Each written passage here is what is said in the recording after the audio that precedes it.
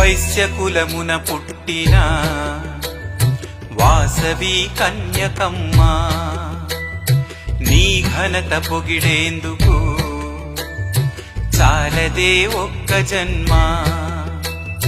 పిండముగా వచ్చావు, బ్రహ్మాండమయ్యావు, ప్రాణాన్ని మించినది మానమని చాటావు. ధన్యులే నీ భక్త జనము, అమ్మ ధన్యమే మన వైశ్య కులము. ధన్యులే నీ భక్త జనము, అమ్మ ధన్యమే మన వైశ్య కులము.